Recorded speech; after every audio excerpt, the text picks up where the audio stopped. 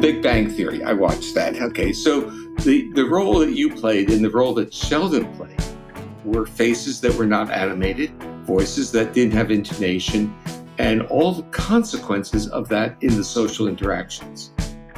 And the other part was that these are bodily feelings that would trigger others, but it didn't mean that your own images of what you wanted out of life were different than everyone else's. See, that's the interesting part, even with people who suffer from severe trauma. Their physiology is disrupted and their bodies aren't safe in the presence of another. But it doesn't mean that their visualization, their dreams, aren't to be held comfortably, welcoming in the arms of another. We live in a world that we think that removal of threat is our goal, is our responsibility. I'm saying it's important to remove threat, but it's not sufficient. So think about schools. We put metal detectors or want to give guns to teachers. It's going to be more triggering to the students because those aren't signals of safety. Their body doesn't want to be injured. So signals of threat are important to be ameliorated, but signals of safety they're obligatory for our bodies to feel safe. And we haven't even thought much in our society or schools or medical environments. Or prisons. Yeah, right? Any of our institutions that signals of safety enable people to be more humane, more nicer, smarter, healthier. We basically throw it back at the person and say, it's your responsibility. We treat it as intentional as opposed to being reflexive to the signals in the culture that we're living in. It's Mayim Bialik's breakdown. She's gonna break it down for you because you know she knows a thing or two. So now she's gonna break down. It's a breakdown. She's gonna break it down. Mayim Bialik's breakdown is supported by Rabbit Air. Rabbit Air is an incredible air purifier. And for those of us with allergies who didn't know that you cannot live in misery, enter the Rabbit Air into your life. Look, I've had a lot of air purifiers. I don't want to brag. Yes. But living in a place that had forest fire smoke, I explored air purifiers. I needed an air purifier and I didn't live with forest fire smoke. I didn't know that you didn't have to sneeze every morning. I didn't know that my kids didn't have to sneeze every morning. That literally changed when we entered the world of Rabbit Air purifiers. And I thought air purifiers were disgusting, noisy, and ugly. Look how pretty. This is the A3. This is the sleek, modern, white Rabbit Air. You can mount these. You don't even know. It's a piece of art. It is so quiet. It is such an improvement. It is so much better than any of the air purifiers I've ever had. Also, spring allergies are in full swing right now, but Rabbit Air will guide you through the season. It's recommended by allergists, and their certified asthma and allergy-friendly A3 air purifier by the Asthma and Allergy Foundation of America is the scientific solution to reducing airborne allergens like pollen, pet dander, mold, dust, and more. There's advanced 6-stage HEPA filtration. Rabbit Air's award-winning purifiers offer tailored options such as germ defense, pet allergy, or toxin absorber filters, so you can have it suit whatever needs you have in your home. Complete with laser particle sensing, wall mount adaptability, as I mentioned, a convenient mobile app, which I love. Whisper quiet. Whisper quiet operation. Rabbit Air equips you with everything necessary to combat spring allergies effectively. Visit rabbitair.com or call their consultants 24/7 for expert advice. That's RABBITAIR.com, rabbitair.com. I'm Mayim Bialik. I'm Jonathan Cohen. And welcome to our breakdown. This is a place where we break things down so you don't have to. Today, we have a very sexy episode for you. It's super sexy. All the rage with the kids. We're going to break down the vagus nerve. And if my voice just made you feel unsafe, it's because your vagus nerve doesn't like that frequency. Mayim, if no one's ever heard of the vagus nerve, tell them why it's the most important part of the body that they may not have ever heard of. Well, the vagus nerve is the 10th cranial nerve, and it winds on a beautiful journey from the brain throughout your body to all of the organs that we associate with gut instinct, having an open heart, and even being able to metabolize food and take in sensory information. It's the only nerve that does the kind of dance that it does. And we're going to be talking to Dr. Stephen Porges, Distinguished University Scientist at Indiana University. He's the founding director of the Traumatic Stress Research Consortium, and he is the dude who created what is called Polyvagal Theory, which is an understanding of the vagus nerve and the several branches of the vagus nerve and how they innervate so many fundamental parts, not only of the body and the brain, but of the human experience. He's written a book called Our Polyvagal World. He actually wrote it with his son, Seth Porges, a very, very distinguished documentary filmmaker who you may have heard of. And it's how safety and trauma change us. And we're going to talk to Dr. Porges about what the vagus nerve actually is, what it does, can you hack it or not, what is it communicating, and literally, how can understanding this one nerve change our human experience as safe or not? We are thrilled to welcome Dr. Stephen Porges to the Breakdown. Break it down. Hi, Mayim. Before we begin, you know my wife. I know your wife so well, and I literally just pulled up my thesis because, well, I'll go ahead and tell you. So when I opened up your book, and I've known who you were, I just had not read any of your books. So I open up your book and I look at your dedication, and I'm thinking, well, that's interesting. He's dedicating this book to Sue Carter.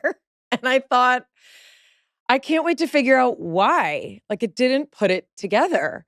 And I'm reading, and then we get, I don't know, however many chapters in. And then I realized, oh my gosh, right. This is Sue Carter's husband. And so I pulled up my thesis she was not part of my dissertation committee, but it says, I wish to thank the incredible Sue Carter, both for the use of her laboratory for our oxytocin and vasopressin essays. I might cry now, as well as for her time spent editing chapters 1 through 4. Through numerous emails and telephone communications, I've been lucky to have one of the world's foremost authorities on hypothalamic secretion supervising my progress and assisting me, for which I'm very grateful. I think she has the most citations, single citations of anyone in my thesis. And it is so lovely to get to talk to you. Well, I'm glad you got to meet the better part. That's good. I'm sure you have noticed that the vagus nerve is having its moment. It's having its moment on TikTok. It's having its moment on the internet. And you have been part of the understanding of the vagus nerve for decades. I'm curious if you can reflect as the guy who literally came up with the theory that turned out to be very true and incredibly meaningful. What are people picking up on? What is this fascination with the vagus nerve? We live in a strange world, or maybe it's a simple world. We live in a world that orients itself into believing that things are cause and effect. So they're actually misinterpreting so much about the vagus. They give it literally decision-making abilities. They try to hack it. They try to pray to it literally. And basically all it is a wire. It's a conduit. And if they took the metaphor of a conduit and saying this is a wire that connects the brain to the organs of the body and it's bidirectional, wow. Then you start getting insights into, mind, body, brain, body issues, how stress works, how feeling good affects how we think, in a sense, if our body feels good. And it would lead to a redefinition of terms like anxiety and stress, throw it out of the psychological realm and say, look, my physiology has shifted to a state of defense. If I'm in a state of defense, I'm not going to be a loving person. It's the end of story. I'm not going to be smart either. And that's very relevant to our contemporary world. As we can see, behaviors of many, once they get angry and upset, they're not good problem solvers. You said three things. If your vagus nerve is, let's say, giving these kinds of signals, you're not going to be a good problem solver. You're not going to be in a good state of mind. Why do you say you won't be smart? Oh, you can't recruit the higher cortical areas for decision making, for executive function. You're a brainstem preparation, literally. You're a threat. You're a defense machine. It means you're good at defense, but it doesn't mean you're good at problem solving. We have trade-offs. So when we are, in a sense, social, loving, kind, supportive, we kind of turn off our defense systems. We're not good fighters at that moment. And when we are very involved in objects or intellectual processes, same thing. We're diverting our resources. So it's a resource allocation. And the vagus is kind of our partner between these higher brain structures and our resources. The problem is, and this is where this whole issue about the vagus is, there's an acknowledgement that something's gone wrong in our periphery, and that information is being conveyed afferently, sensory, up from the vagus to our more aware brain. So we think we can fix it by changing the signals in the vagus, when that's really just giving us a portal into the disruptive regulation of the system. So it's the way we think that doesn't lead to, let's say, reinvesting and understanding that our nervous system is a dynamically organized, it's a system. It takes input, takes output, it regulates. It's not just, oh, I don't have enough of this, let me stimulate it some more. It's like saying, let me assure that it doesn't have to be used for defense. Now it will do its job. Well, a lot of the TikTok memes are about stimulating the vagus nerve because people believe that stimulating it is going to produce the feeling of not being stressed. But what you're saying is you have to produce the feeling of not being stressed, and then that will travel the wire in order to get the message where it needs to be. What do you think about, people talk about humming? Humming is remarkable. It's actually, so if you have a theory, the theory is how do you stimulate the area of the brainstem that will produce the calming? Humming is one of those. And actually, the whole utilization of the muscles of your face and head are connected in the brainstem to the vagus, the part of the vagus that does the calming, that goes to your heart. So we actually hear in people's voices whether their physiology is calm or not.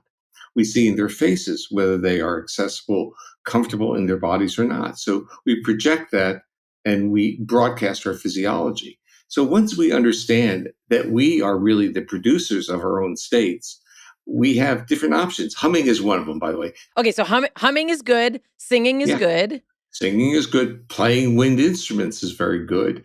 Talking, extending durations of your phrases. So how many interviews have you done now on the podcast? How many? Hundreds. Pushing 200, and I speak too fast in all of them, Dr. Porges. No, not you. I don't want to evaluate you. I want you to evaluate the people you've had on. So there are going to be some people who talk in very short phrases, take breaths in the middle of sentences. Oh, wait, I have a question. Some people have a speech pattern that makes me very anxious.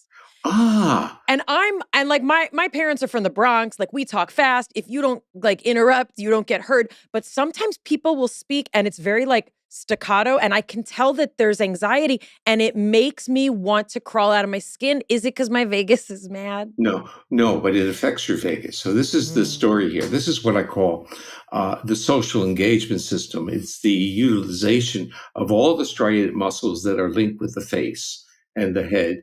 And in the area of the brainstem where they are controlled happens to be what I call the ventral vagus, the vagus of calming of your heart. So that enables us to broadcast our own physiological state.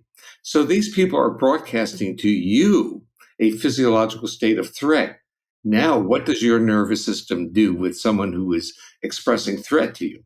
You react to it. You're human. So it's a very natural bit. But so you are basically, your feelings of, hey, I'm uncomfortable here. You're uncomfortable because the signal is a signal of threat, and it's an evolutionary. It's wired into you. It's not something that you can say, oh, over time, I'll get used to it. I'll just smile and let it flow off. When you start doing that, you actually start to dissociate. And you probably do that with these people. Taking care of your health is not always easy, but you know what? It should at least be simple. That's why for the past few years, I've been drinking my AG1 every day. It's just one scoop mixed in water. Every day, once a day, makes me feel more energized, more nourished, more focused. Each serving of AG1 delivers my daily dose of vitamins, minerals, pre- and probiotics, both are important, and more. It's a powerful, healthy habit that's also powerfully simple. With AG1, I'm giving my body high-quality nutrition and getting essential brain, gut, and immune health support. Also, every batch of AG1 goes through a rigorous testing process so that you know that it's safe, and their ingredients are sourced for absorption, potency, and nutrient density. If I'm running short on time and I can't mix my AG1 before I head out for the day, I just grab a travel pack because each is an individual serving of AG1 that I mix on the go. Helps ensure that I get my daily nutrients no matter what.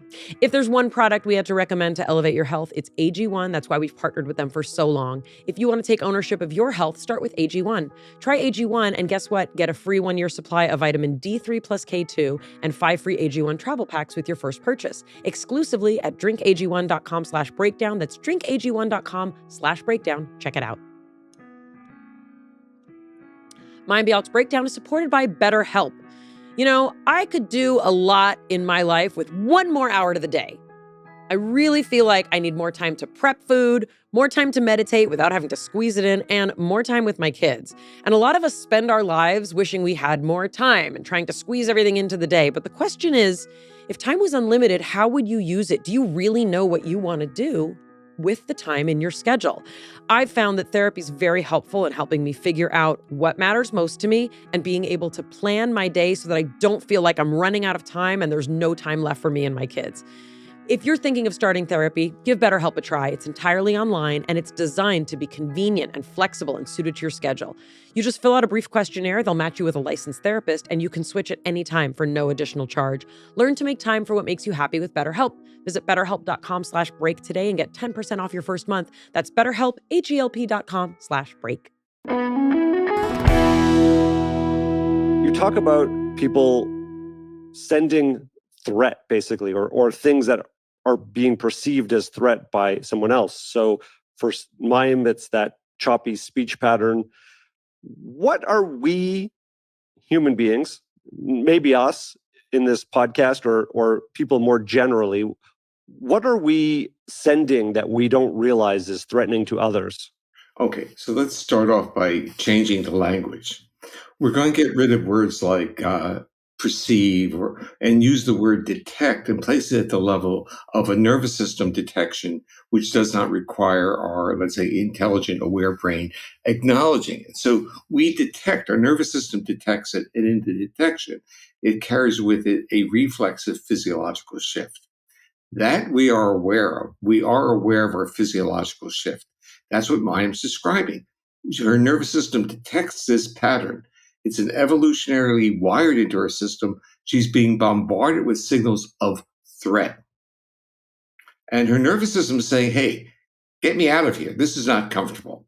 But also there's variability in this, meaning I often, as a person with a very interesting history, I tend to pick up on things that other people don't pick up on. I tend to feel threatened when other people don't feel threatened. Sometimes those kind of voices don't bother other people, but they bother me. So what is that? Well, that's really acknowledging that you're human. Okay, so it's not like you're not going, I can praise you and say, well, you're just remarkably sensitive. But then you might say, well, I'm too sensitive. How do I downregulate that? We get into this. The part is we can literally map this into what one would call spectrum disorders. You know, people who are more or less attuned to other people. We can talk about it as a degree of sociality. We can talk about it in terms of how we deal with pets. So with pets, we talk to them in the same melodic way. But the secret, I mean, you're actually living through perfect examples of this remarkable neural circuit that we have that enables us as social mammals to calm each other. So this has been the go-to way of reducing stress. So when a person is talking that way to you, it's not like you say, oh, stop talking to me with that hostile voice. No, you would basically, if you wanted to calm them, you say, hey, what's going on? Like witnessing them, being present. And this is what good therapists do. They don't tell people that they're doing something wrong or they're bad. They're saying, let me listen to you. Let me hear what you have to say. Being present is a very powerful part of a co-regulatory process. And what you're really describing is really co-regulation. We as a species like to interact, but that interaction requires a degree of reciprocity. You talk, I listen, you talk. If it's really important, you talk and I stop. So we go back and forth, we role reverse. And this is kind of something we watch in healthy people where you'll have this sequential give and take, and then there'll be a role reversal where someone will say, oh, well, tell me about how you feel. And suddenly, as a relationship. So our nervous system literally has these templates. The bottom line is, yeah, you are sensitive, but remember, if you come from the East Coast and you carry with you certain transgenerational history, I wouldn't even use the word trauma, the language, the use of language, the use of body posture, the use of proximity, it's part of the culture. And then what you start to study, and this has really gotten me, I've gotten very interested in this, is just kind of see where did this all come from? And the part that we start learning is that many of us are, like my grandparents were the immigrants, but they came from and probably your great grandparents. They came from environments that were less optimal than what you're living. My grandparents left Eastern Europe right before the Holocaust. So yeah, it's real fresh, Dr. Porges. Yeah. Well, mine were the lucky ones. They left 30 years before, but their relatives were all gone. And those are the stories I heard as a child. So the issue is you start to see their lives in perspective. And you start realizing that when you lose loved ones in this horrible situation, are you safe? Do you feel safe? And then coming into this country is very pragmatic in ways. So how do you create safety? There are two channels. One is basic resources, generate wealth. The other one is education. So you start seeing the adaptive function of the immigrant families and how they try to navigate within the U.S. It's really remarkable. If you think about it, as you said, it's really fresh. Now, when you reflect on that, you say, what a remarkable story. It's fresh, but look where you are, and look at this transition that occurred so rapidly. So I wonder if we can kind of take a step back. I think that the vagus nerve, especially with its notoriety, I mean, Valerie, what's the statistic? How many hashtags of the vagus nerve was there on TikTok or something? Like 64 million. Like everybody's talking about it. It's very sexy, Dr. Porges. Your vagus nerve is really, she's grown up so nicely. But is this what people are kind of treating it as? I'm going to ask you, is this the most important body part that people don't know about? Okay, so it's like saying if I explain to you that there is a communication cable between your bodily organs and your brain, isn't that more important than the cable in terms of a metaphor or an understanding of health and relationship? If I said to you when your body is dysregulated, in a sense, violates rules of health, growth, and restoration, homeostasis, it affects how you see the world, how you think, how you engage others, and how you feel. Would that be important? It would be sexy. It's a very sexy idea. Jonathan, I can see it in your face. You're thrilled by this. It wasn't that long ago that we didn't think that there was this interconnected relationship. Listen, let me kind of give you, I think, what you want. Okay, so when I started to talk about the vagus, it was not even in the journals.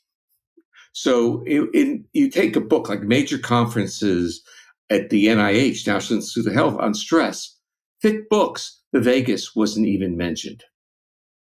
And functionally, what the vagus does, it gives permission to the nervous system to react in threat, to have those stress responses. Because the vagus is basically an anti-stress system, but it's not very adaptive to block those reactions to protect yourself when you need to. So stress is not bad, it just has to be appropriate. And this led into all this confusing aspect about good stress, bad stress. And it's just so confusing because they left the one limb of the nervous system off, this beautiful limb that has this ability to inhibit threat reactions, the vagus. How did you find it? Because you don't just kind of become a graduate student, say, I'm going to pick one of the Oh, nerves and I'm going to take the vagus. you really want to go deep. Okay. Because narratives are, as you already know, people construct narratives and they can be very creative or they can be just very descriptive. Okay. When I started, no one really cared. I can use all kinds of adjectives, but no one really cared what the neural mechanism was. Physiology was literally treated as an observable behavior. What were people interested in? Yeah, I started off when I went to grad school, and this is really the world of in 1966. Emotion was not a valid research area. Feelings, subjective feelings, those were not research areas. I basically got literally seduced into this new emergent area called psychophysiology. So the notion was that psychological phenomena could affect physiology. And therefore you didn't have to literally ask people what was going on. You put electrodes on. And what I noticed there was a change in heart rate patterns when people were attending, sustained attention, mental effort. I was very interested in that aspect. And there was no explanation of the neural mechanism. So I was seeing, actually, I'm probably the first person to quantify heart rate variability as an individual difference and as a response variable. I published on this in the 60s. And, now it's kind of like HRV all over the place. But when I was doing it, my colleagues said, heart rate variability, you only are seeing that because you're a crappy researcher. The heart should not have variability because they had no idea about the neural regulation of the heart. So that led me on this journey of an observable. I saw the heart rate patterns. I saw the rules that changed the heart rate patterns. So I asked the next question. What are the mechanisms that are doing that? Then the next question was, what are the metrics that I could develop to measure that? And that was really the journey. And that was the part that it led to, which I think is very important. When I started, we were in a world of stimulus response. And so psychological phenomenon, physiological change, it's still SR, stimulus response, still fitting in the worldview of what science is about, cause and effect. But what polyvagal theory, as it developed it, says that's not a good model of science. It's too limited. Basically, we have stimulation, we have an organism in the middle, and then we have a response. The characteristics of that organism tell you how that individual is going to respond. So it was that intervening variable between the stimulus and response, between the cause and effect, that determined reactivity. And by 1972, that was the focus of my research. But it was the focus of my research in a world that said, if you don't get reliable changes on everyone, you messed up the experimental design. Not that the organism had individual differences in features. And you may remember from graduate school that there are certain data analysis models called analysis of variance. Analysis of variance treats individual differences as error. And fortunately, I will say, statistical quantitative methods, psychometric methods have caught up. We now call that mediational models or moderation models, where the intervening variable determines the relationship between stimulus and response. And that's very close to where I am.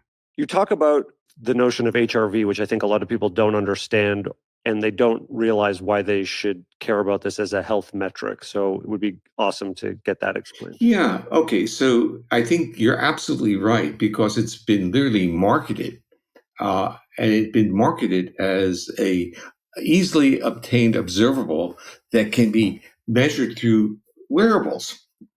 And the issue is, yes, but you have to be real careful about the metrics that you apply, because not all measurements of HRV are equivalent, because there are certain components in that heart rate variability pattern that are easily definable neural regulatory components. So we see a respiratory component, and that's called respiratory sinus arrhythmia.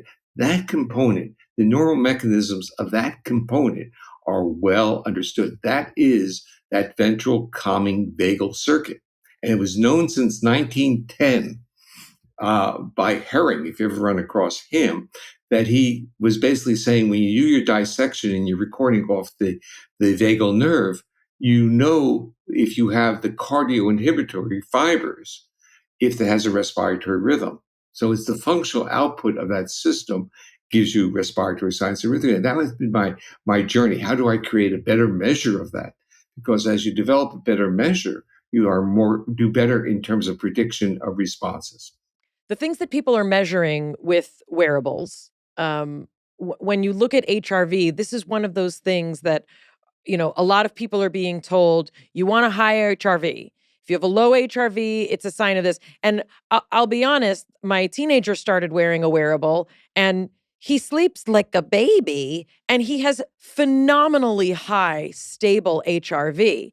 And me, his mother, I have really, really poor, I was hovering in the teens when I first got my wearable, and I was not functioning well. I'm still not functioning great, but I have been able to see the things that actually can lift this HRV.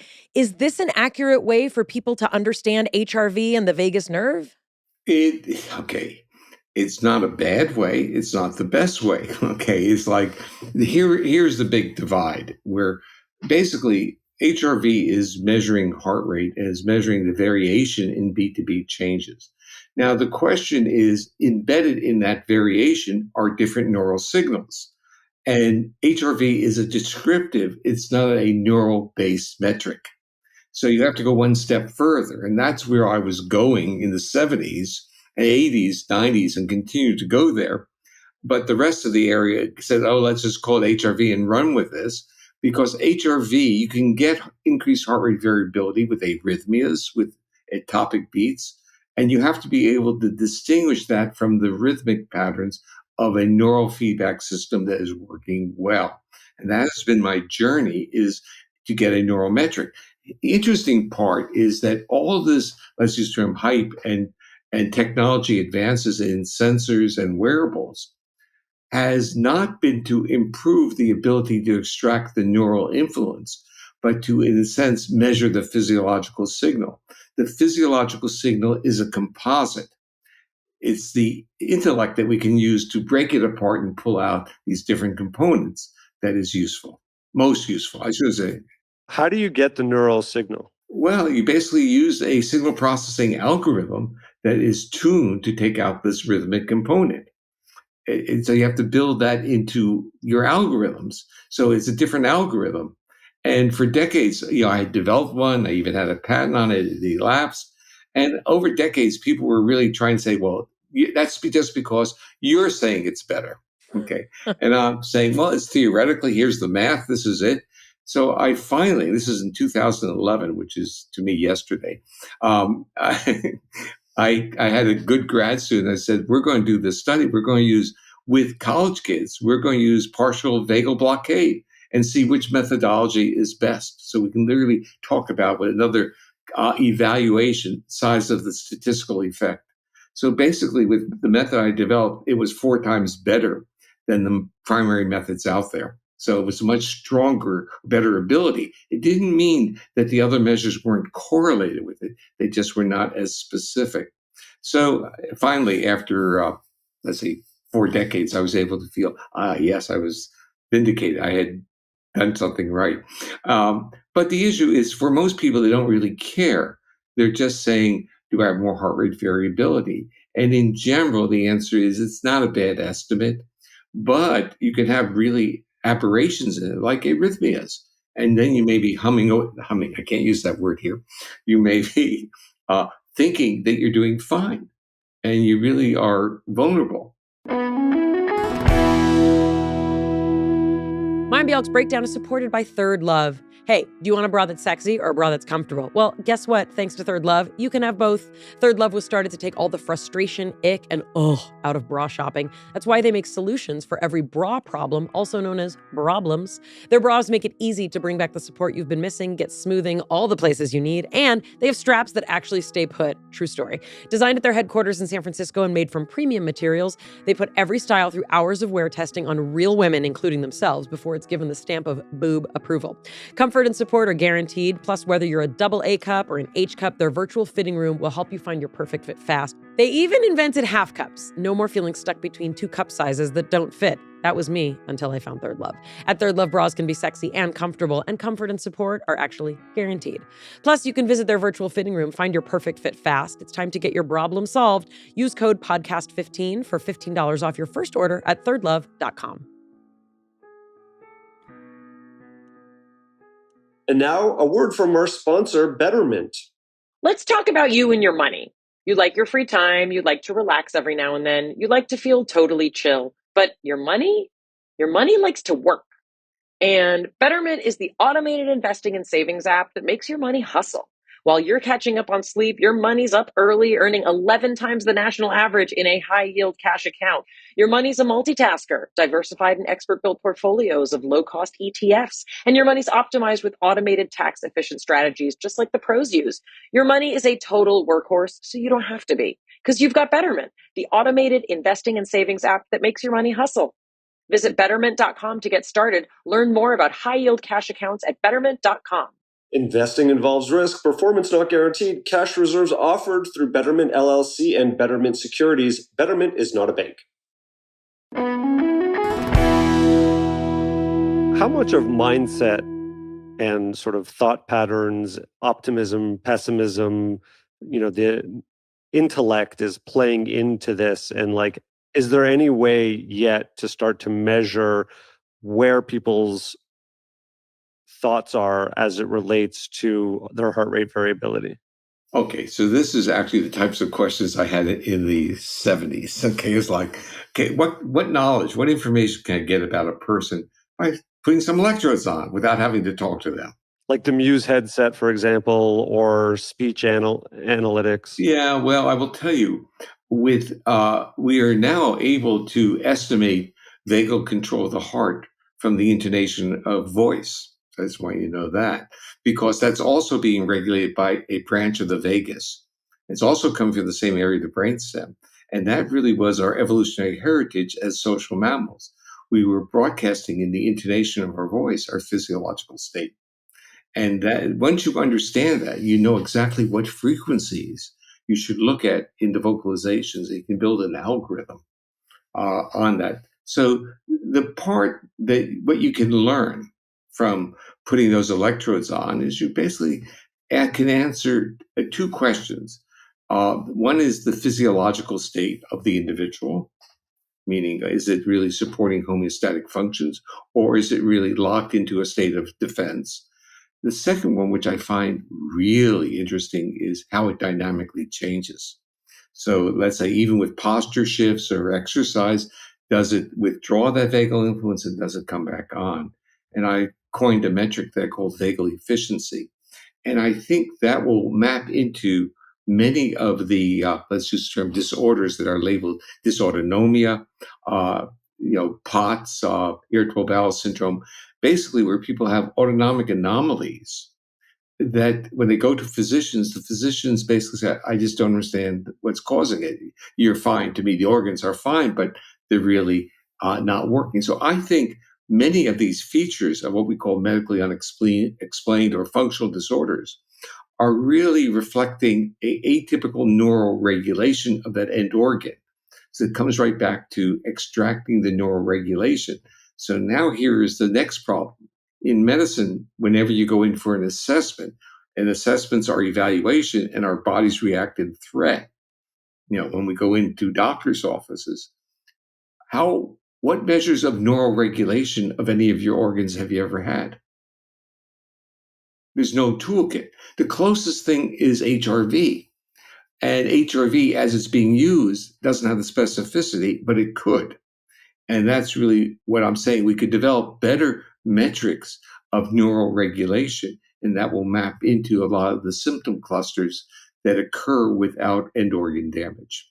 So just to summarize, correct us if I'm way off base here, but what I'm hearing for people who are following along is that autonomic issues could be sensed by analyzing voice, and irregular regulation of body organs could also be sensed simply by analyzing voice. Yeah, I think that's a good take home, analyzing voice and face. But I will tell you, very well attuned, trained therapists, whatever their discipline, know that from the get go. They look at a person's face and they listen to their voice. And that's why I asked you about the people that you interviewed. What were you picking up from them? And the point is, you're probably picking up an awful lot. If you're spending hours interviewing people, you're learning a lot about them. You see their face, you hear their voices. Well, I think I even would like to take it one step further and also possibly back. It's a little bit esoteric, but I am curious your take on this.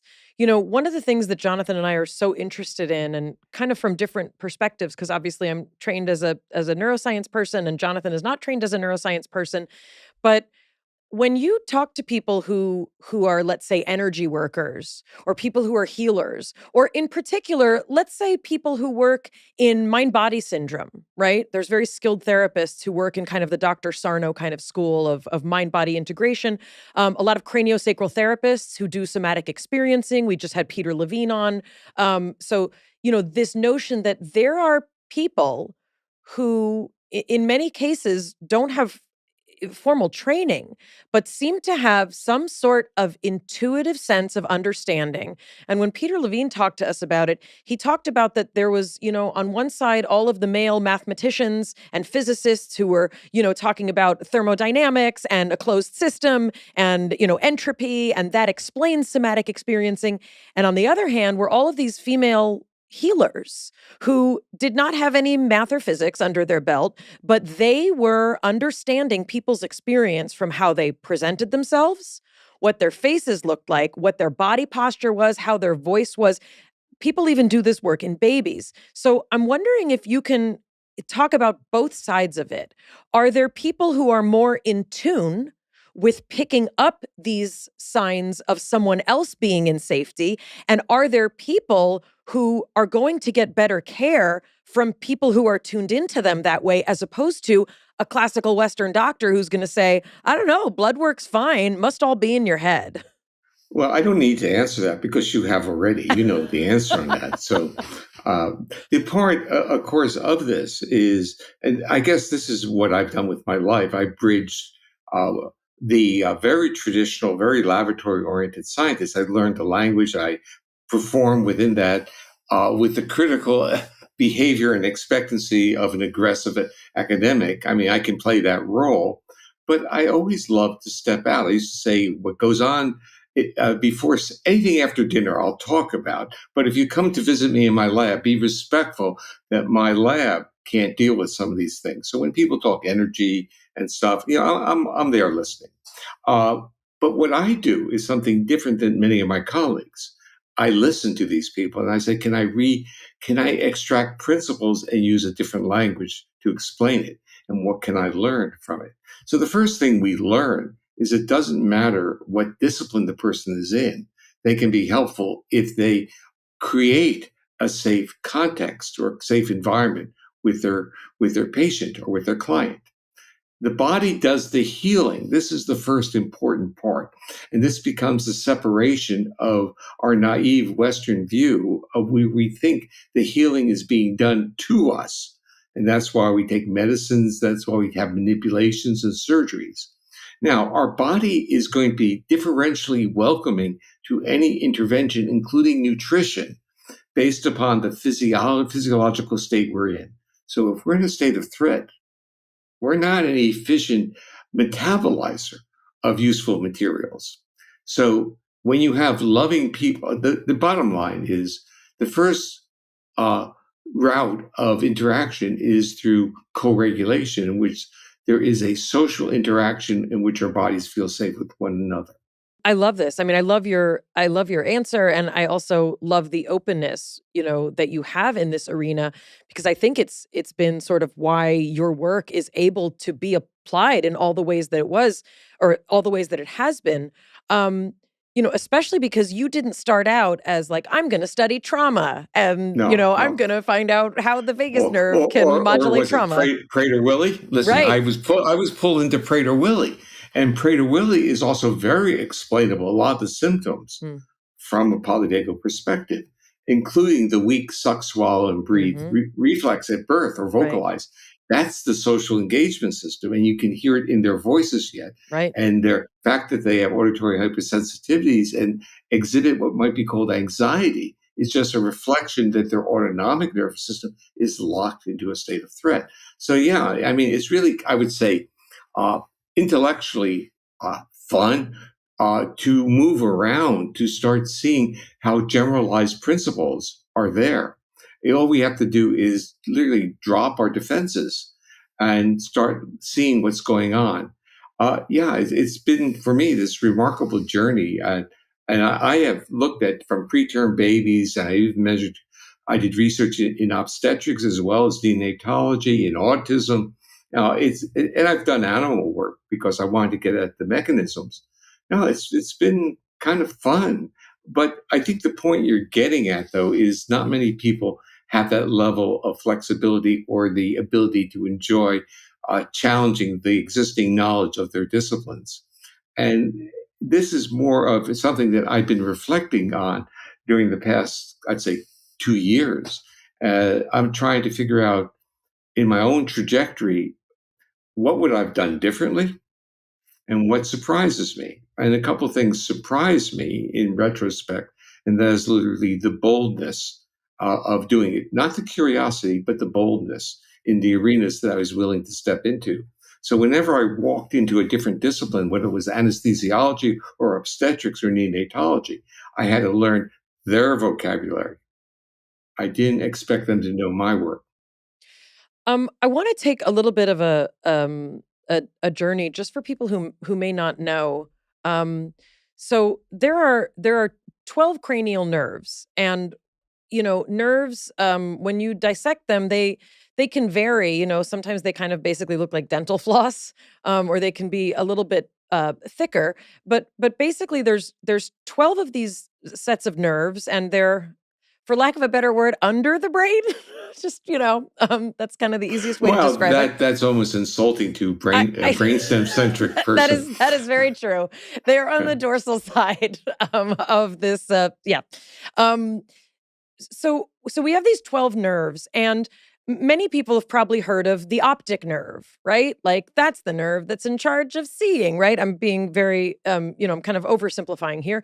And there's the olfactory nerve. People have heard of the olfactory nerve, right? So there's 12 of these. And when you dissect a brain, you can see them all. They're all distinct structures, and some of them group together more around the the back of the brain again.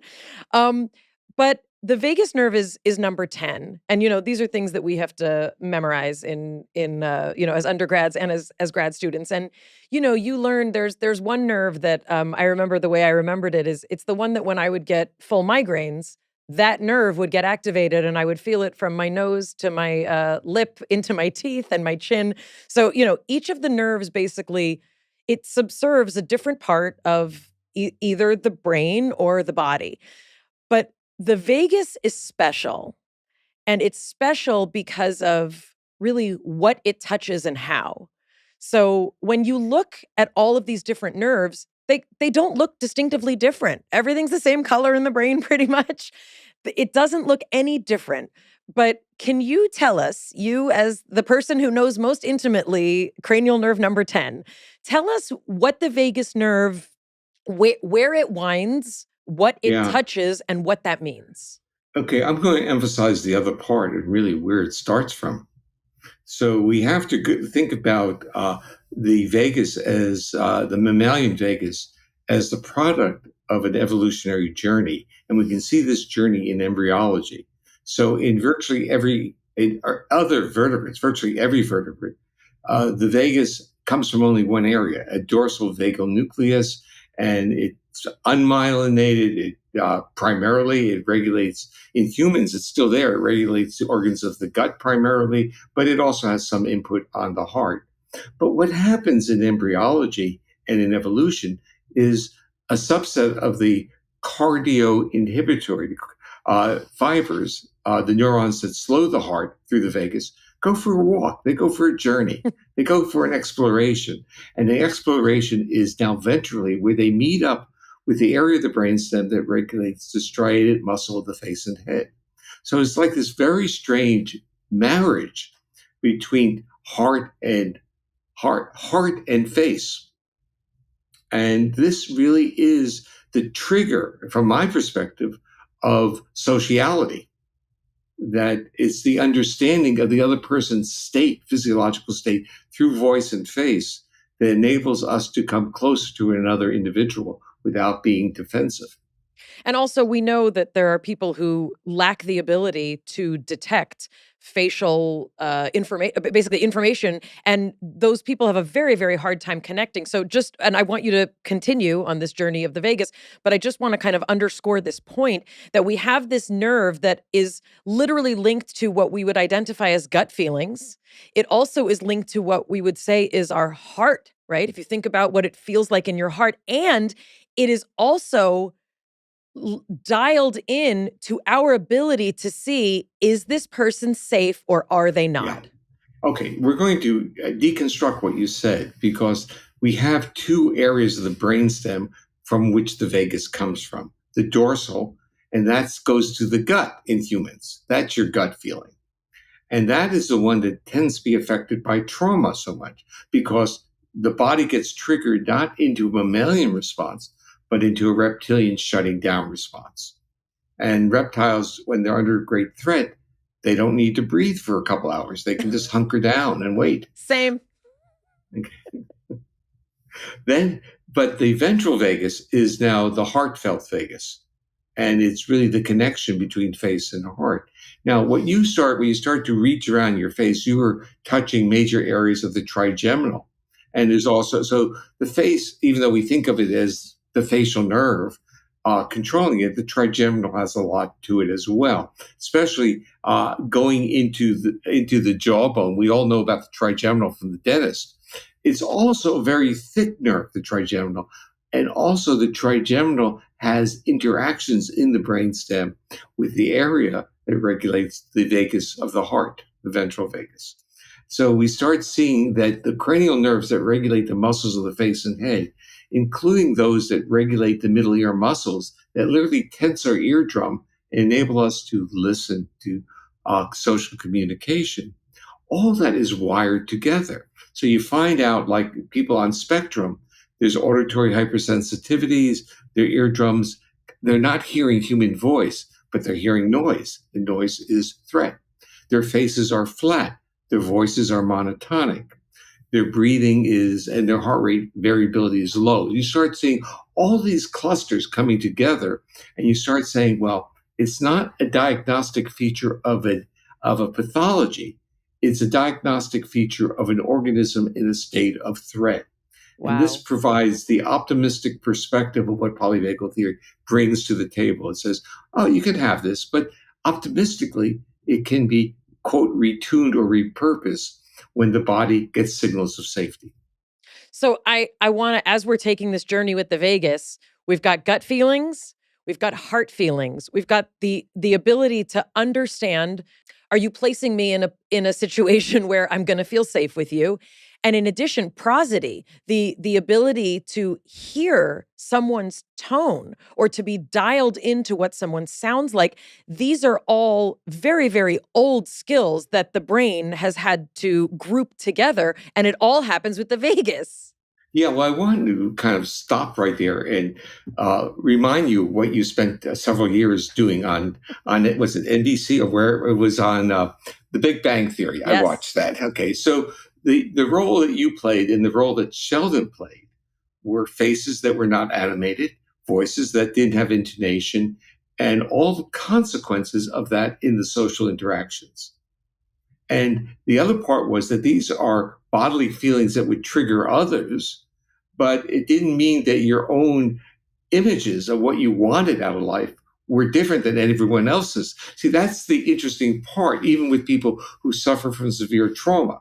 Their physiology is disrupted and their bodies aren't safe in the presence of another. But it doesn't mean that their visualization, their dreams, aren't to be held comfortably, welcoming in the arms of another.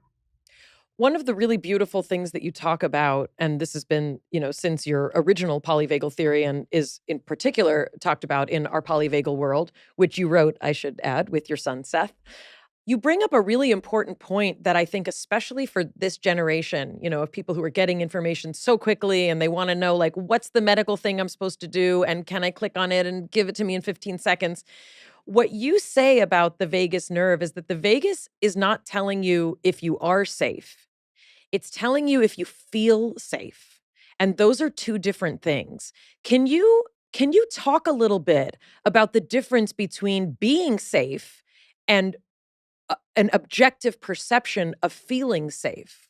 Yeah, I think this is one of the major issues in our society, especially for those of us who basically, I would say, grew up during the Cold War. So the notion of planes flying overhead were triggers of threat. Now, in a sense, we were scared that we would be bombed, even though there was no real reality. At least we thought it was reality. Okay, so the difference is we live in a world that we think that removal of threat is our goal, is our responsibility. I'm saying that it's important to remove threat, but it's not sufficient. So think about schools. We put metal detectors or want to give guns to teachers. It's going to be more triggering to the students because those aren't signals of safety. So the way of conceptualizing is our body doesn't want to be injured.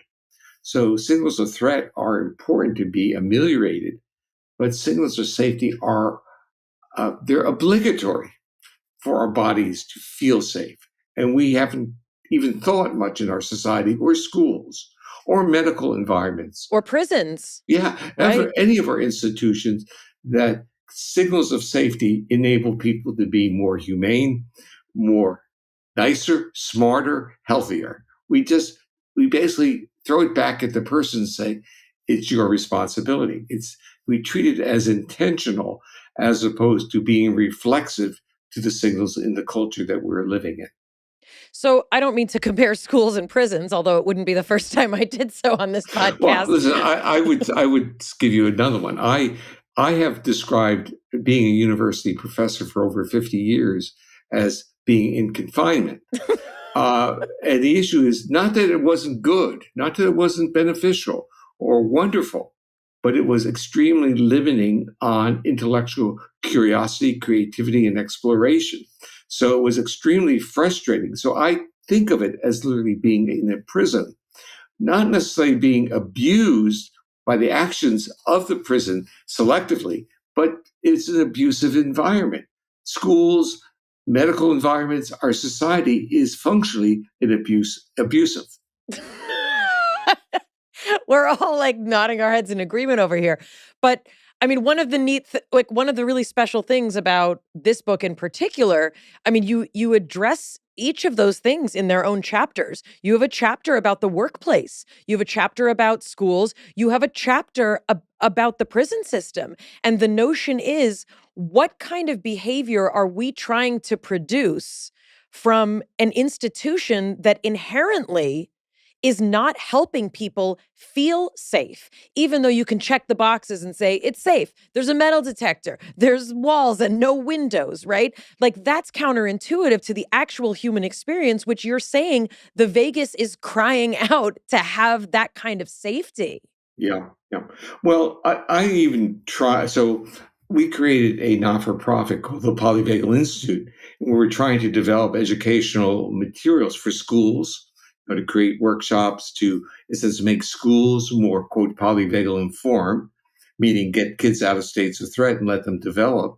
Likewise, in medicine, we tried to work in some clinics to literally change the interactional framework of how staff works with clients. And we wanted to start with receptionists onward, not just physicians, but everyone who engages the patient. Tell me how a receptionist can make me feel safe. I'm being totally honest. Like, let's just take that. The first person you see when you walk into any kind of institution, what are the things that make me feel safe? Oh, What should the well, receptionist be doing? well, I don't have to tell you by the intonation of your voice and the body posture, you know what you'd like to see, and you're not getting it. That's what you're I telling want me. someone to be pleasant. Yeah. A Welcoming. Let me use the right words. welcoming. Okay. Welcoming and accessible and engaging with you, that you are now the most important thing in that person's world at that moment. And they need to make sure you feel that way, as opposed to take a number, sit down, don't bother me now. I mean, it's not that different than what you want in a relationship, right? You want It someone is a to relationship. right. But the relationship is setting the stage for a healing process. And the healing process will not occur in a body that's in a state of threat. And what you're telling me is the engagement starts off as threatening. And I'm telling you, you're absolutely correct. And we've been trying to do this, and I'm trying to figure out what are the right venues for it. And I finally decided, believe it or not, it doesn't fit my model of the world, is high-end addiction treatment centers, because they can afford to invest in these types of relationships. And I'm trying to build that in a couple of places and then make it scalable. So we want to learn our lessons.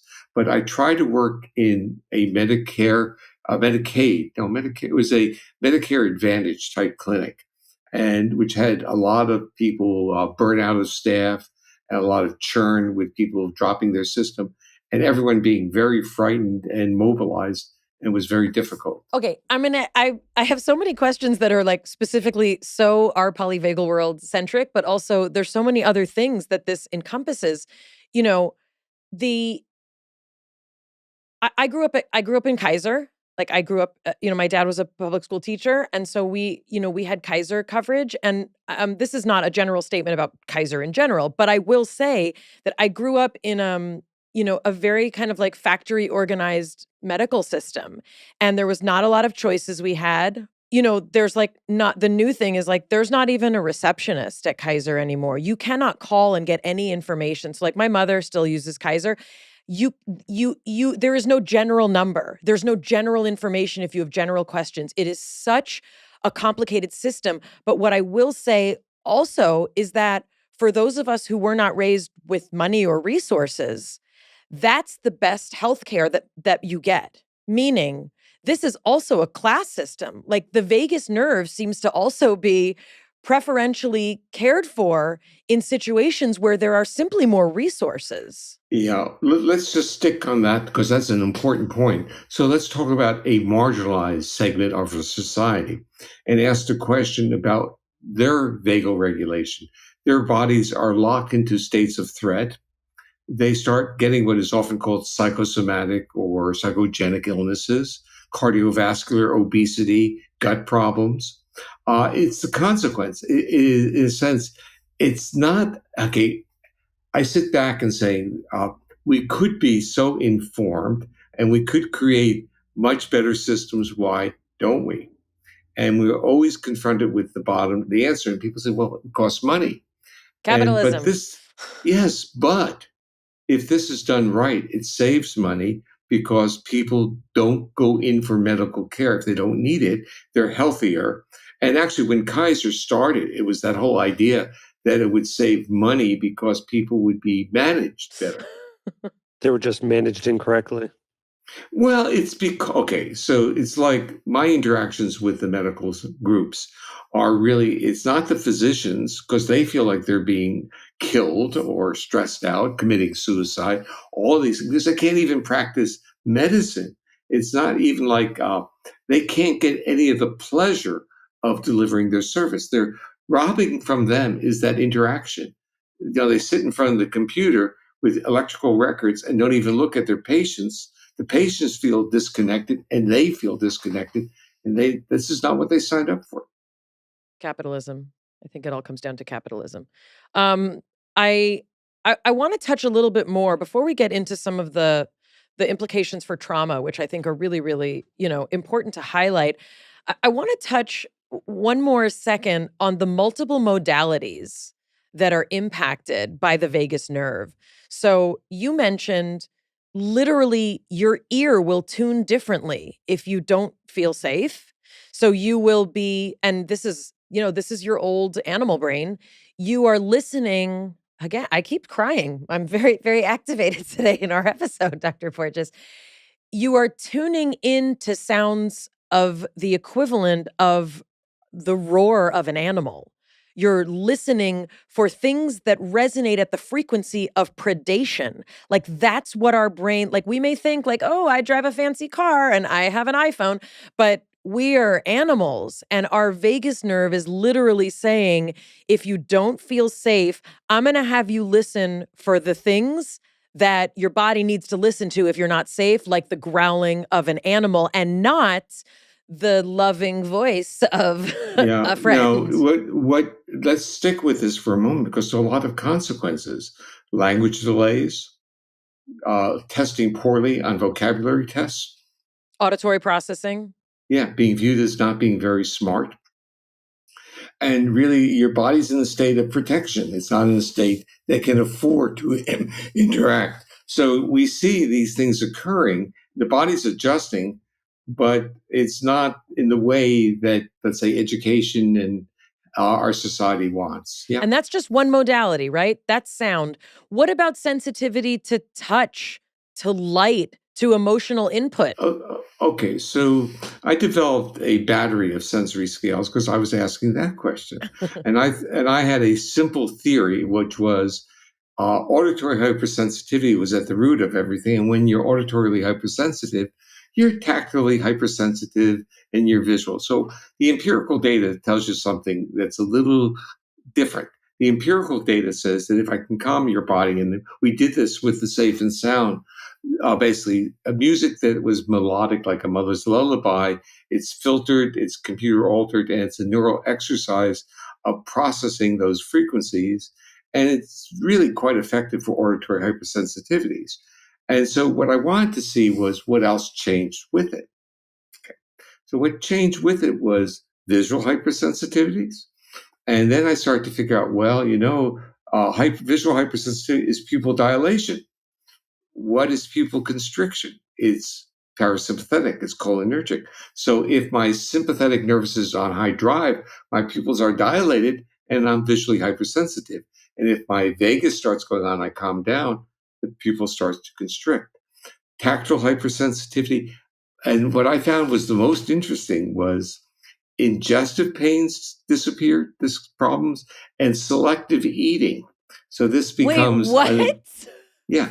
Now think about selective eating. So you have children; they may have had phases of only wanting to eat pizza. I'm the child with phases. Okay. So you know what I mean. Pizza, toasted cheese sandwich, cheese tacos. It's all the same food group. It's high fat. It's fat and it's salt. Yeah. Yeah, and your body craves it because it's calming. It calms your gut. It calms you down. Comfort food. It's comfort. It closes off the pylorus, stabilizes the release of insulin. Unless you're an Ashkenazi and then you can't process dairy. That's a different story. Not well, but you still try. You have to eat ice cream. Remember, that's part of the... well, we're vegan, so it's like a whole thing. Wait, so selective eating will change with regulation? But think about why. Ingestion. Selective eating is all about ingestion. Ingestion is linked to the vagus. It's the social engagement system. Ingestion. So when we talk about preterm babies, what's the first question to ask? How did they develop their suck, swallow, breathe, and vocalize? When you're dealing with Prader-Willi, what were the questions? And what you find out, like with the Prader-Willi, is atypical suck, swallow. It's there from the get-go. Now, the question is, is that a characteristic that can be modified, or are they locked with it? And polyvagal theory says this is all a physiological state. It can potentially be optimized. And that actually was a project that I did want to do with Prader-Willi, which was to use the Safe and Sound protocol. Anyway, the bottom line is, it touches these sensory systems and affects how we live our life. So going back to the book, we really say, our physiological state is that intervening variable that affects everything, our sensory experiences and our responses. I have a funny question. Well, it's not really funny. I think it's a legitimate question. And then I do want to move on to trauma. Um, why do women like bad boys? Why is there something about a motorcycle? I guess it could be why do women like bad girls too? Why do men like bad boys? It doesn't have to be gendered. When someone's on a motorcycle and they look like they're not going to return your call, why is that attractive? Because we know that it means like, oh, they must beat up all the other tough people. They must have the largest testicles. Okay. I don't know. But my vagus nerve should be telling me, where's the nicest, gentlest person that seems like they could hold a job and also meet my needs, and maybe I could have an orgasm? Okay, maybe you're talking through your parents' voices. So just, and I think that's the transgenerational voice that comes in and saying, "Take care of my daughter." But Now, wait, but we want to be taken care of. You don't want somebody who's going to not return your call, but everybody likes that person on the motorcycle. Not necessarily. Okay, let's say. Oh. I'll raise the kid by myself, Dr. Porges. Okay, so no, that's not what I'm saying. I'm saying there are phases in which certain experiences are welcomed, but they're not necessarily phases in which you think about a permanent relationship. So the bad boy may be excitement, maybe things that you wouldn't experience in the normal trajectory of that parental voice in the back of your head and say, well, let me just try this for a couple nights to see what it is. Or years, or decades. Yeah. Well, I think there's literally a trick that occurs, and that is, I think experience is good, but we have to understand our physiological reactions during those experiences. So there was a wonderful line in Steinfeld in which Elaine and Jerry get back together and start building rules about how to spend the nights. What was the rule? Can't sleep over. Now, sleeping over is now our bodies are now safe. And that's where the bonding, that's where the oxytocin comes, safe in each other. So they're in the recreational form of lovemaking and experience and not in the bonding form. And so the point is that there's nothing wrong with a recreational form. It's just not to be tricked into thinking that the recreational form leads to a bonding form. Okay, but I have to ask the next question. You come from a very different era than I come from, and I come from already a completely different generation than my kids, and I wasn't even 30 when I had my first kid. Do you know what kids do these days? They don't even bother with first, second, or third base. Like fourth base is first base now. Second base is like moving in together. Third base is like divorce. I don't know. What does that mean that people also have shifted? I mean, this is as someone who studied oxytocin, this is a legitimate question I'm asking. What does it mean when the time frame and the scale on which we base connections with other humans is so collapsed? Like, what does that mean? Like, my kid his Vegas doesn't know if he's safe after one date, I promise. Yeah, but I would say the real issue is it's the transfer of play behavior to an object from people. So the development of your kids, meaning a lot of gaming on the video and a lot of two-dimensional screens, as opposed to playing and spending time together. So what I'm really saying is the friendship socialization phase, the normal developmental phase of being comfortable, safe enough with another person, doesn't occur in the way that it used to. So we violated what our body needs to, in a sense, be comfortable with another. That's why they may accelerate the interaction. They say it's no big deal. Sorry, I'm like hung up on this. They say it's just like it's not a big deal. Like you just. Oh, okay. So let's say it's not a big deal. Right. But the issue is, depending upon, this is part of what I really wanted to go back to, like the Seinfeld episode, Don't Sleep Over. So it may not be a big deal, but then you have orgasm, you sleep over, the body becomes now coupled. So you start getting into this, and I talked about this in some of my talks. You basically can't live with the person, you can't live without them. You're bonded. You're physiologically bonded. And I basically said that occurs when the social engagement, the friendship, is displaced with the molecular part. So the oxytocin comes in before the social awareness and the features. I like this person. I like the features of him, of her, or, you basically, it's your checklist, but it's not your checklist. It's your visceral checklist. I think we're making a pitch to slow down the dating process, but I don't think that everyone who's listening totally follows what the alternative should be. No, I'm saying they should expand getting to know people, getting to know the features. Relationship is look, sex is important, but trusting a person is probably even more important. So, and when you're young, you may not distinguish between the two. And sometimes danger is attractive, right? Like, I mean, I'm not a one-night stand person, but I know some people are. Some people say that there's something about that danger, that unfamiliarity that is especially titillating. Is that vagus regulated as well?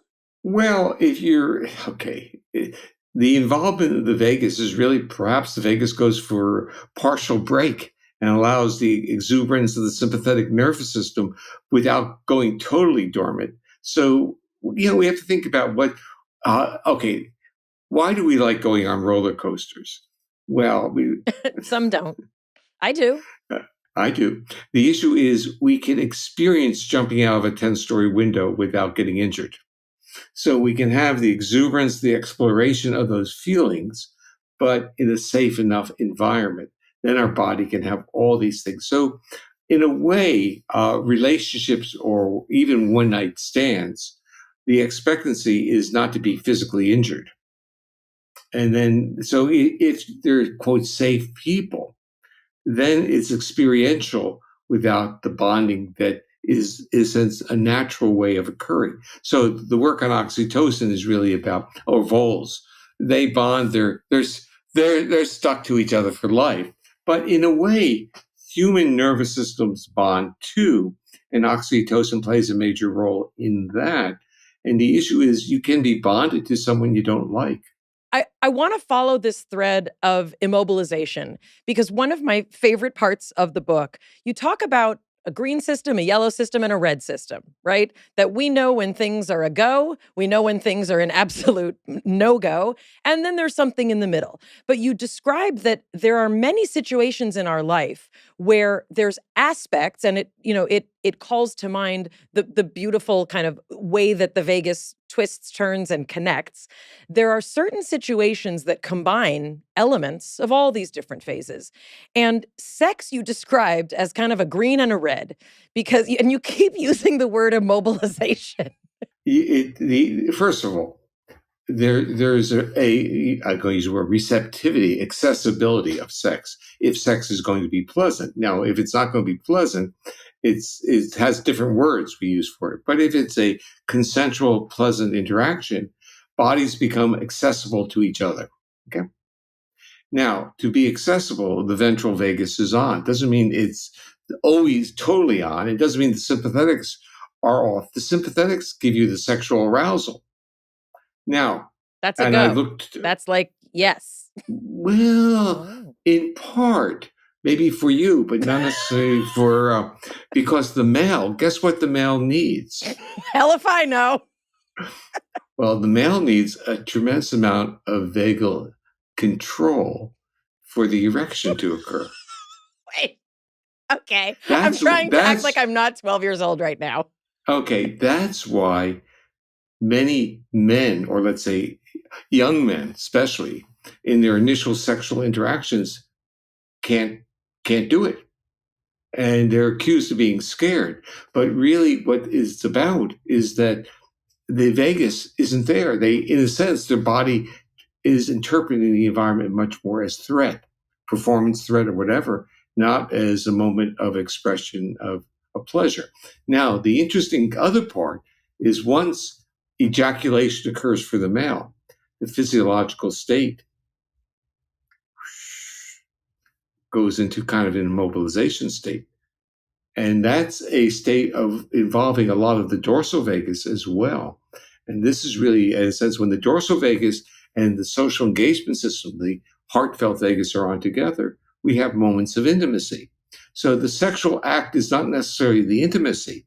It is most likely after the sexual act is the feelings of intimacy.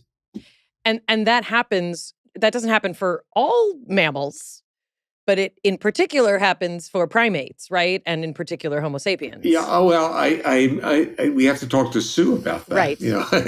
Well, like postcoital Yeah. cuddling, we don't usually think of for prairie voles. You know, it's not the first thing I think of. I'll have to ask her. So one of the most astounding and significant components of polyvagal theory has been its application to understanding, in particular, certain aspects of trauma. And when you were a young student, the notion was this is a fight or flight system, right? That we're either in a state of fight or we're in a state of flight. And you were part of this real revolution that had tremendous implications in particular for victims of sexual assault. And what you were able to articulate, which is now completely accepted, understood, and even has been elaborated on, which I want to ask you about in a few minutes, the notion that freezing is a third option that the mind and body take, that it's not, your choices are not always just fight or flight. Some people freeze, and that immobilization was not seen as part of this system. Can you explain what it was like to come up with freeze? Yeah, we're going to create a distinction of different forms of immobilization. One with muscle tone, which means sympathetics are involved, and that's freezing. And one without muscle tone, we'll call that collapse or syncope or fainting. It could be all these features, or defecation or shutting down. And we have to say, under life threat, what does an organism do? Well, it might just shut down like the mouse in the jaws of a cat. And it has advantages, but it can't stay shut down too long because it needs oxygen. So it's a time limited. What about humans? Do humans totally shut down or not? Well, I didn't know that, but I get tremendous amount of information from the field, from the world of trauma. They tell me what their experiences have been. So polyvagal theory was not deducted or extracted from narratives. It was a theory that was described, and then the community said, this is my narrative.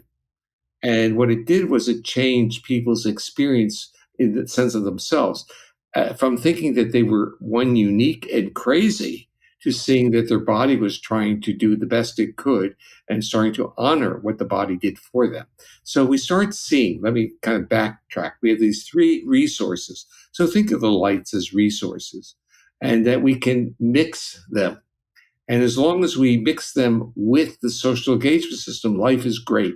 We have play instead of fight flight when we mobilize, and we have intimacy as opposed to shutting down when we're in the arms of another. Now, let's take away the primary regulation of the ventral vagus. We still have options. We can literally use the sympathetics and the dorsal vagus together, and that gives us this immobilization freeze response. And let's start thinking about literally a potential ontogeny or developmental sequelae. Let's say the first time a person is, you like those words? I do.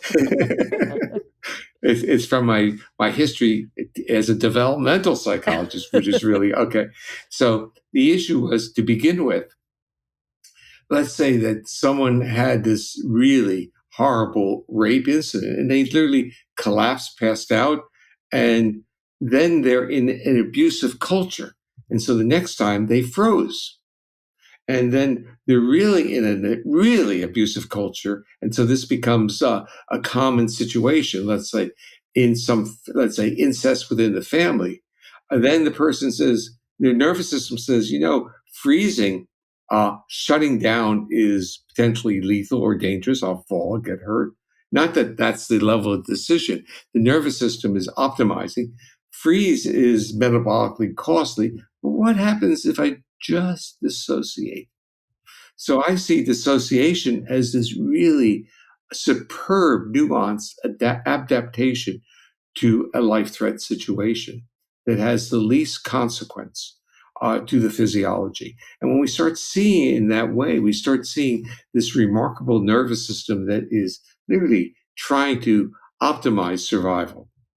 One of the additions to this notion of fight, flight, and freeze, you talk about fawning and you talk about appeasement.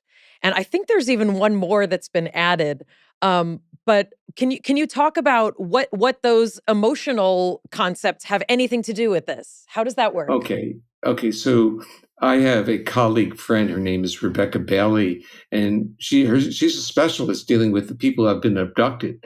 And one of her patients was J.C. Dugard, who was abducted for 19 years as an 11 or 12-year-old. And she also knows Elizabeth Smart. So the whole community she knows. And they're very angry about Stockholm Syndrome, the term.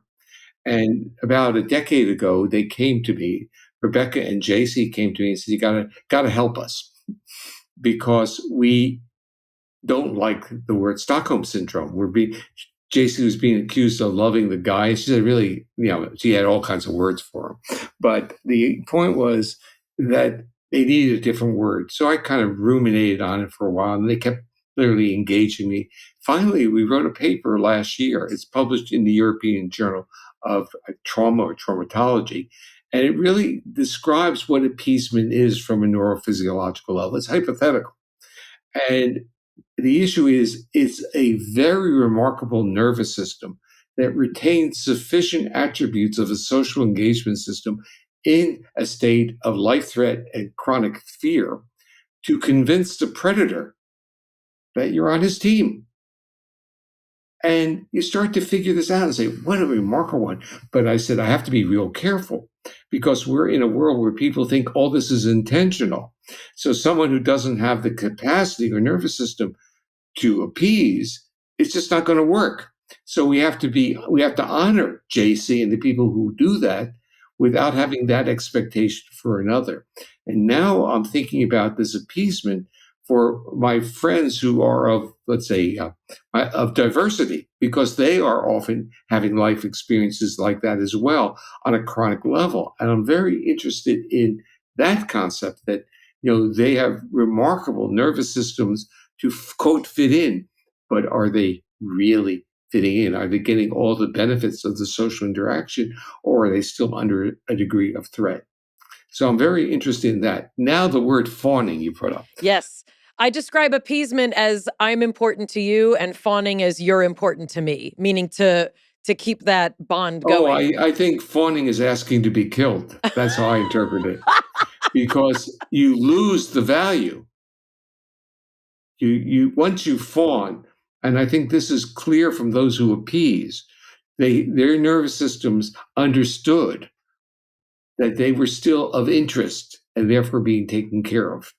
When you fawn, the interest disappears. No longer the bad boy. You see, it's like you're basically you lose importance. Now, I don't like the word fawning, and I don't like to, and it's not mine to use.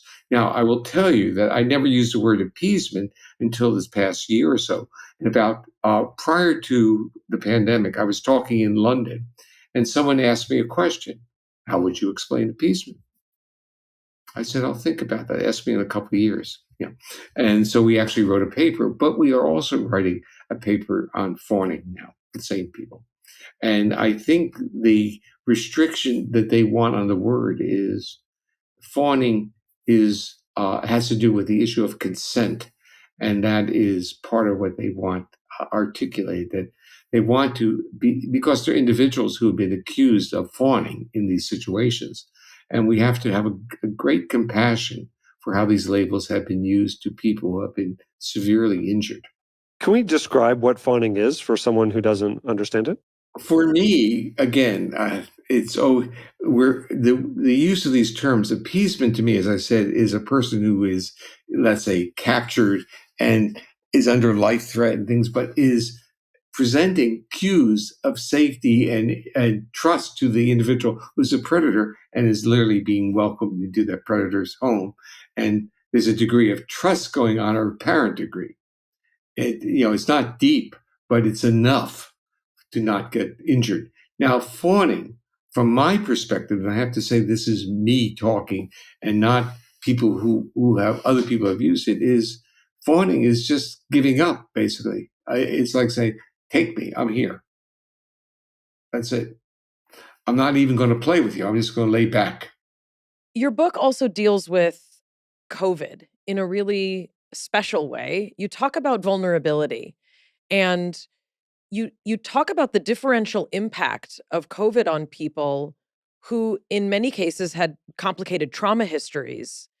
And, the first thing I thought was like, oh, is this because if you have trauma, you're not processing the uncertainty and the anxiety? And then I kept reading. And no, the notion is that those who have a trauma history are not able to access the healing, like the resources that the body has, as you said, to heal itself. What does that mean? What did you learn when you think about COVID from that lens? What does that tell you about our society in general? Our society is labeling people without understanding their history. So it assumes it takes a worldview that if we have a physiological characteristic, it's ours for life. And it doesn't acknowledge that there's a lot of retuning or repurposing of our autonomic nervous system. This goes back to what I started in the beginning, the stimulus organismic state response. What we learned during, and I did research during COVID with people, both who figuring out who got the disease, as well as those who didn't get it and had symptoms from the pandemic. Basically, if you have an adversity history, you are going to be more likely to have gotten COVID on the initial wave of it. But another way of viewing it, because when you go deeper into the data, that's deep already. I mean, just it's that not deep enough. It's not deep enough, but it's deep. Well, yes. So adversity history is a pre-existing condition of vulnerability to the illness. But here is where it gets really, I would say, neurophysiologically interesting. It's the strong pathway to outcome is really not from trauma to outcome, but trauma through autonomic state to outcome, the intervening variable. So if you have a trauma history and your autonomic nervous system is retuned to be in a state of threat, forget it. You had depression, anxiety, even if you weren't infected. You had worry. The interesting part for me was when I started looking at, we did a study, we had 2,000 people. In the first, this is spring of 2020, it was a survey scale online. And in that, of those 2,000, 100 had COVID. And we excluded them from the first paper. And we were talking merely about the mental health symptoms of being in a pandemic. And that was predicted by their trauma history and their self-reported autonomic state. But if we looked at those who got COVID, those 100, none of those were people who had low ACEs or low adversity scores. None of them.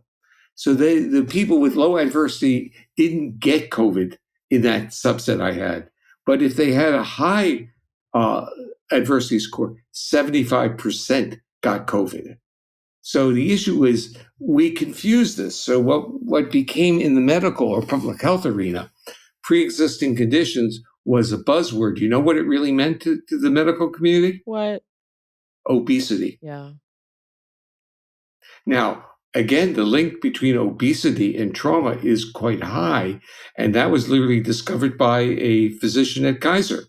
I mean, I'm not trying to be funny, but like comfort food, right? Comfort food, it's more than that. Of course, but that's the first thing I thought of. We eat our feelings, right? And no, right. Think one step. We change the regulatory system. When we're under life threat, we are in literally a conservation mode. So we retain our metabolic strategies change.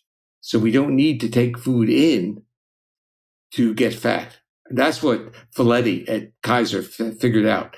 People were gaining weight in the trauma world. They were just gaining weight. He couldn't believe it.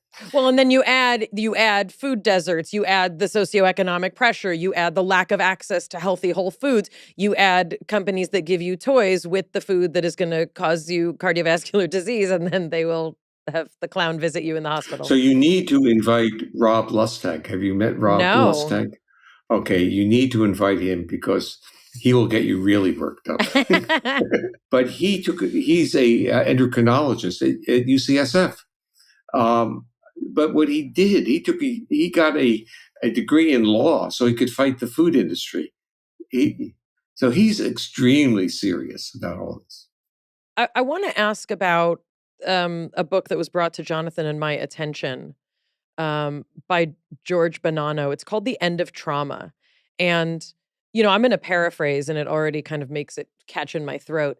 The notion is that like we're more resilient than we think, and everybody's saying that they're traumatized and we're really fine and we didn't get here from, being so delicate, and I'm really like I'm a Bessel van der Kolk person. Like like the body keeps the score. I swear every part of my body keeps the score. But I wonder, you kind of accidentally have become, this incredibly important figure in the world of trauma for so many of us. What's your response to that? What do you really think is happening when the body's processing trauma? Okay, so what I say is we're a traumatized species. That's where I start off with. And that's really what he's saying. Yeah, we're a traumatized species. We're flexible, adaptive, but we're a traumatized species.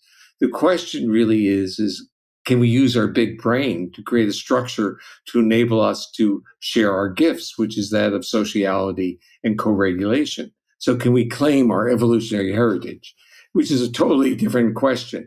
He's really saying, you'll survive. And say, fine, we survive. But I'm really a person who's on this planet thinking about optimizing the experience of being here. And people aren't going to be clicking on trauma's not real the way they're clicking on your vagus nerve.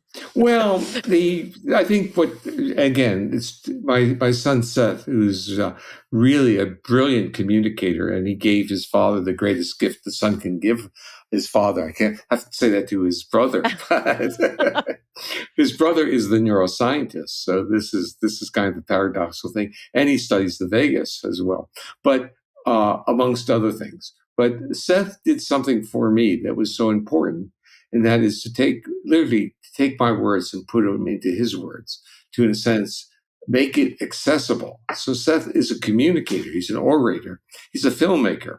And he was able to take something that I'm a scientist at heart, and I gravitate towards complexity, even though I can spit out a couple sentences here and there.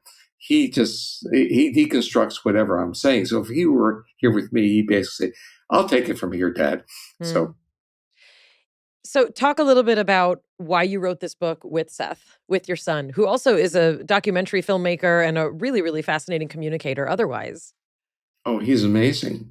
You need to see Class Action Park, which is on Max. Yes. Then you'll get a sense of who he is and his creativity. And has a film coming out on Netflix. So I did it with Seth because he volunteered as a dad. I mean, let me tell you how what I call the razor's edge or the tightrope that we walk as dads. I would never ask him to do it. It's like I am here for him. He doesn't have to be here for me. That's in a sense the oath I took for my kids, and that's my role. And he wanted to do it, and the fact that he wanted to do it, I mean, it was just wonderful. And so, well, it also makes it really enjoyable. You're a very playful writer, and so I really enjoyed the times in the book where you would indicate which was his voice or which was your voice. It's a very enjoyable read. Before we let you go, Peter Levine referred to you as his brother from another mother. And I have to ask you, do you even like this guy? Oh, yeah. I would say you mentioned two of my brothers, Peter and Bessel. And what I often say is this is their day job. This is my hobby. And so both of them are remarkable people who basically brought me, actually, there's a third person, Pat Ogden. I don't know if you know of her. There are three people who brought me into the world of trauma, welcomed me into their world with, I mean, welcome with parity and insight and love. And it's been a remarkable journey. They're both of them I view as my brothers from different mothers. And it's interesting. I've known Peter from the late 1970s. When these ideas were percolating in this very strange guy who used to call me up and ask me things and would fly out and come to wherever I was living. And that brought me into the West Coast world of Esalen and other things. And I thought of Rolfing. I thought this was really kind of interesting for a guy that lived in a laboratory. Bessel really, trauma is, Bessel put a headlight on it. And it wasn't easy. It was really costly to him in terms of an academic Sure. career. And that part I find really interesting. So I always, like, we have dinner, and I say, Bessel, you've done things I couldn't do. And he looks at me and says, of course, Steve, you would have done the same thing. I said, no. I said, there's a degree of being pragmatic. I'm concerned about my family. And I realized that my role in life was to leverage what I had. So as a scientist, in a sense, an accepted scientist, I can leverage my credentials, the work I've done, to venture into these areas that none of my colleagues would. So I'm really pretty much out there in terms of this clinical world, because most of my colleagues don't literally know enough about it because they're not interested enough to be literally mentored. So Peter and Bessel were my mentors. Well, it's so phenomenal to get to speak to you. And, it's really rounding out this whole field for us in such a beautiful way. Before we let you go, if you had to leave us with what can we do to increase our sense of safety in our society, what would your top 3 things be? Well, I'd say the top one is understand that our evolutionary heritage is to mitigate threat through co-regulation with another trusted individual. So it's like, I'm going to use the metaphor, feel safe enough to be held in the arms of another, and either another human being. And if that doesn't work for you, I'll pointing back to my cat who's sleeping on my chair. But the point we really know is that those who don't feel safe enough to be in the physical proximity of another often will get a social mammal. So they'll use their dog, cat, or horse. They'll tell you what they're doing. They're feeling safe enough with another. So the take home is that we don't need to hack the vagus with an electrical stimulator, or even humming's not bad, but we don't need to do that. We need to be in the presence of others that we trust. And when we learn from the world of trauma, the people who have survived trauma teach us about what it is to be human by teaching us what they've lost. And they've lost the ability to feel safe enough with another. And that is penetrating. It's not that they don't want to be in the arms of another. Their bodies don't feel safe enough to be in the arms of another. And once you understand that, you understand how to interact. And I've had these kind of amazing interactions at meetings where people will come up to me and say, I'm aces of 8 or whatever they want, basically saying really horrible history. And I'll look at them and say, you're looking good. Would you like a hug? And they'll see me as an accessible male. And I will give them a hug. And I'll get emails back that say things like this: you're the first male that I allowed to hug me in 20 years. And so what that taught me was there's literally an archetype that's locked into our minds about who is safe enough. And if I play that role for others, it's what a privileged role to play. Now, we all have our own weaknesses, but it's also the fact that my presence to them has a therapeutic component to it as well. Stephen Porges, it's been such a pleasure to talk to you. The book that you wrote with Seth Porges, Our Polyvagal World, How Safety and Trauma Change Us. Really such a pleasure to talk to you. And please send our best to your whole family, and in particular to the person who's in my thesis more than I am. I will. She's wanting to make sure I said hello for her. Here's my question. Is my voice communicating that I am safe? You mean, is your voice communicating to other people that you're safe, or is your voice communicating that you feel safe? Because that's 2 different things. No, it's the same thing. No, because someone's voice could be like, I'm safe. But then when you hear their voice, you're like, no, you're not. You may feel safe for yourself, but I don't feel safe around Not you. the words. I'm saying the tone of my voice. The is Canadian registering lilt. It's very comforting. When I speak like this, am I safe? When I speak like this, sometimes I feel like my voice is caught a little bit in my throat. Caught. Is that because I'm not right safe now. in those moments? It is caught right now. I think Dr. Porges gave me a lot more credit for many things than I deserve. He was basically giving me a PhD in clinical psychology. It's because you just like to remind everyone that you have a doctorate. No. I was just like, how do you know if you feel safe? And he's like, well, Mayim, I think you know if you feel safe. You're like, no, that's why we have you here. If I knew when I felt safe, I wouldn't have made all the bad decisions I've made. I wanted to ask him so many silly questions like, Dr. Porges, does my cutout turtleneck make you feel safe?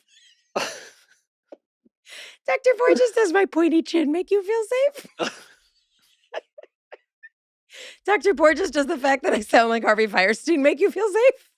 Your motorcycle question was pretty good. I like that. I really liked him. I really, really like this person because I love all of the fields that he has a hand in, because I think to me, it's like he's the perfect example of what I think the medical field needs more of, just conceptually. Like people who are open to speaking different languages. Or what did he say? He's like, if after dinner we could talk about energy work, but like if you come into my lab, like we speak the language that we speak in my lab, But his book talks literally about politicians who use a tone that is designed to scare you. That is part of what this book is. This book is taking the polyvagal theory and applying it to all the practical situations that we encounter. As we talked about, schools, prisons, medical facilities, work. But he talks a lot about what does it mean that we live in a culture where many politicians on both sides of whatever middle there used to be use fear to make you vote one way or another. The notion that there are external cues that can happen in a hospital setting, that can happen in the interaction between a nurse or a receptionist, that is priming the body to be able to heal or not, and that we don't have access to our ability to heal until we feel safe, and that is not a factor considered in our medical approach. Like, you could do the exact same thing, feel safe and have one type of outcome, and then not feel safe, do the exact procedure and have a different type of outcome. That is a massive, massive variation. The best example that I can think of is birth. It always comes back to the way that humans literally enter the world outside of their mother's womb, because traditionally, historically, midwifery, woman-to-woman support was the way that women learned about their bodies and learned to push a baby out. And I know people are like, but people died. Yes, people died. But we can't collapse all points into one. When birth was westernized, when birth was placed into the category of a sickness, an ailment that is to be managed, and it was moved from midwifery centers into a hospital setting, what happens? Bright lights, big city. And birth becomes the subject. You become the subject of a medical system telling you how to birth your baby. And of course, there are certain things we're so grateful for, and like C-sections are lifesavers. Like, I'm not saying that they're not, but what birthing centers have started to do in the last 20 years more generally, and what midwives have known for thousands of years, is that women give birth when they feel safe, most effectively, efficiently, and safely for the mother and the child. This is a great example. So what do birthing centers do? They make it feel like home. They tell your vagus nerve, bring your candle, bring smells that you like. If you need a sip of water, take a sip of water. We're going to lower the lights because mammals usually give birth in the middle of the night, because that's when it's safest and no one sees that you're pushing, and they're not going to steal your baby as it leaves your body. So they make it feel safe. And when you feel safe, your body opens up and releases the baby. Why do I know this? Because I did it. And when you feel anxious, guess what part of you tightens up, people? Your tushy and your uterus and your cervix. And when you have a tight cervix, you know what doesn't happen? The baby won't come out. What other examples do we have other than babies? Well, really any surgical procedure, and obviously in the name of hygiene, there are certain things we need to do in hospital settings. But like, when you see kids in the hospital, like God forbid, when you see kids in the hospital, what do they let kids do? Bring a lovey. Let them be in their PJs. Let them hear things that make them happy. Let them feel good. Why is it different for adults? I want to be in my PJs if I have to be in the hospital. And you know who gets to do that? rich people. Rich people who pay money to go to fancy recovery centers get to wear whatever the fuck pajamas they want when they're healing, and everybody else has to be in that robe with their tushy out, and that doesn't feel safe. Doesn't feel safe to have your tushy out. Also, the lights in hospitals are extreme. You can't sleep because of all the noise and the beeping and people just coming in and out. Look, I'm not a hospital designer or administrator. There's obviously natural or there's a lot of reasons why things are the way they are. People have to be monitored. But even the lighting, even the level of noise that happens could easily be mitigated. And to know that the body will heal differently under those different conditions is so important and not tracked or understood by our current system. I mean, I love that he said that. Dr. Stephen Porges said it. The body heals itself. It's not the stimulation you're giving the vagus nerve. It's not the hacking. Like, that's not what you need to click on. Like, what does it mean to feel safe? Who are safe people? Trust your gut. Trust your heart. Don't get on that motorcycle with that bad boy or girl. I know those girls. Their motorcycle boots, shaved heads, just like the underside shaved. Also, what he said about not being able to metabolize the nutrition that you may be getting if you don't feel safe, that your body is actually not going to do the work no matter what stimuli or what resources it's given. If you can't actually utilize the resources, that's the first stumbling block. I mean, I thought about friends of mine with IBS.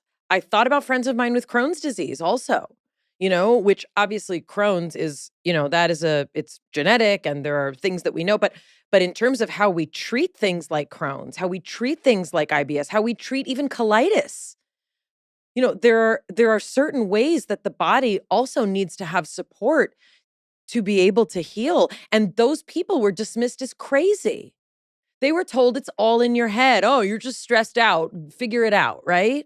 That's the body saying, like, I need help. When he was talking about all the different modalities that are impacted and how all of those things fall under a general umbrella of a lack of kind of like physiological safety. That's fascinating to me. Think of all the things that impacts, auditory, perception, learning, touch, memory, and, athletics. I mean, it might even impact how you hold art supply. Like if you may not like clay, right? You may not like the activities that your classmates are doing, and nobody will know why, and you'll just be called weird. If you've been called weird, but it's really that you didn't feel safe, we'd like to know about it. I think that might be a lot of people's experience.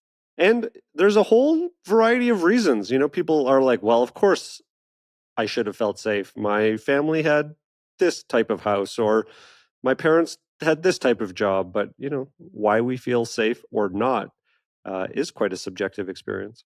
I'm also wondering about people who are like, I'm fine. I feel safe.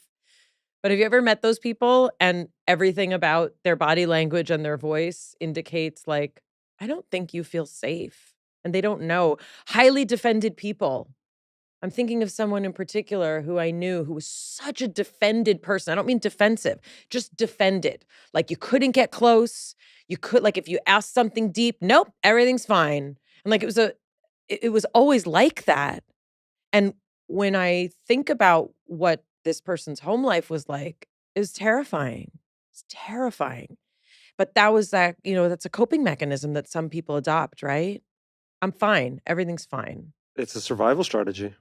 Maybe someday you and your son will write a book. That would be awesome. Although I think I'll be doing the writing and he'll be doing the playing video games.